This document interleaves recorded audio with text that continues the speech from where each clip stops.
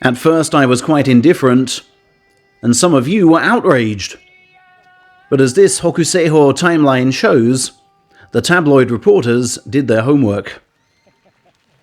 We now know from the mainstream press that in early January, before the tournament, a complaint is made to sumo chiefs by, it seems, relatives of a wrestler Hokuseiho is alleged to have endlessly bullied. The wrestler claims, says Nikkan Sports, that he raised the matter with coach Miyagino, but could not get him to take suitable measures. Sumo's compliance committee, tasked with rooting out bullies, then springs into action.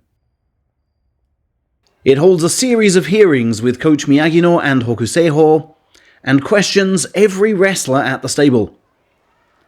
These hearings begin, says Sponichi, on match days in the first week of the January tournament, before Hokuseiho pulls out.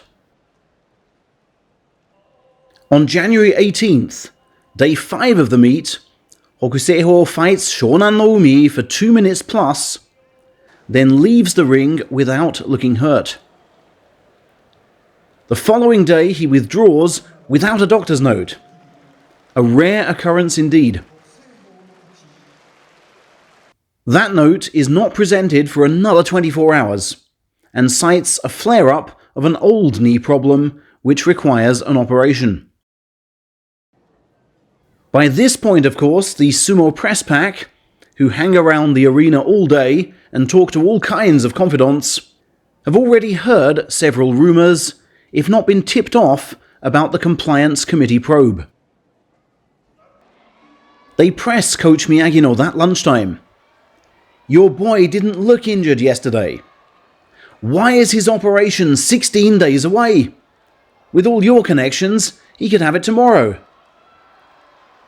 And what's odd about Miyagino's response to them is it's less to do with the injury and more to do with behavior. This, in a sense, is Hokuseiho's golden chance to reassess himself and come back reborn, are the words Miyagino stresses. We've now learned, says Nikkan Sports, that 2 days prior to that, Miyagino and assistant Magaki have bawled out Hokuseiho with the words, "After what you've done, we won't let you get in that ring." The sumo press pack can allude to this in their day's reports, but cannot pen the full story until the compliance committee goes public. What they can do, though, is leak tidbits to their friends in the tabloid press, who are not obliged to keep good relations with sumo chiefs. Sumo coaches friendly with tabloids, and perhaps with anti-Hakuho agendas, will supply the odd leak of their own. And eventually, the Shincho tabloid has enough to run with the story, which they print on January 31st, 3 weeks after the initial rumours emerge. Hokuseiho is not yet a household name.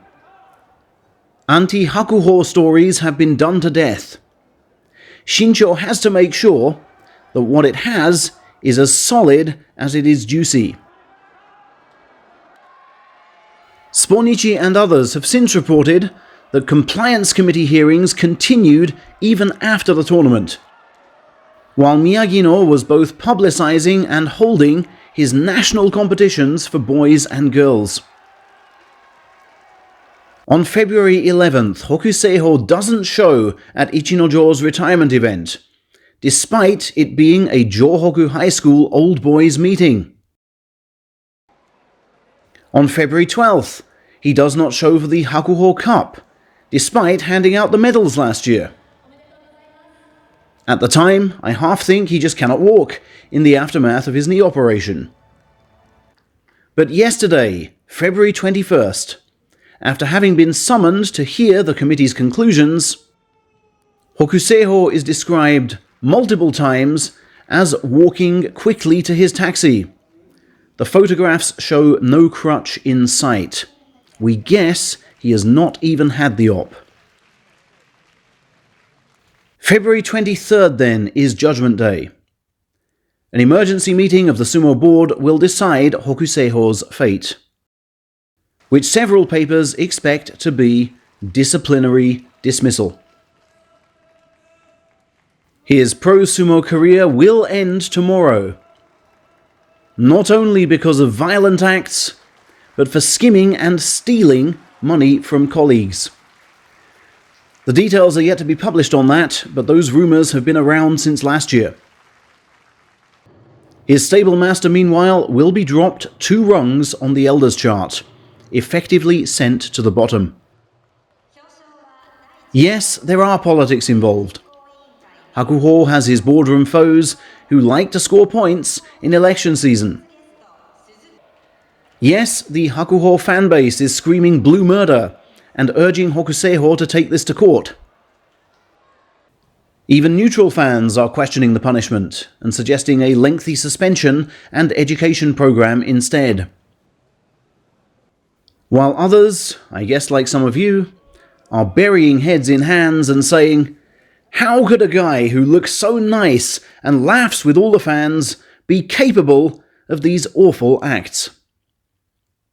Hang around wrestlers long enough, analyze wrestlers deeply enough, and you'll likely see how.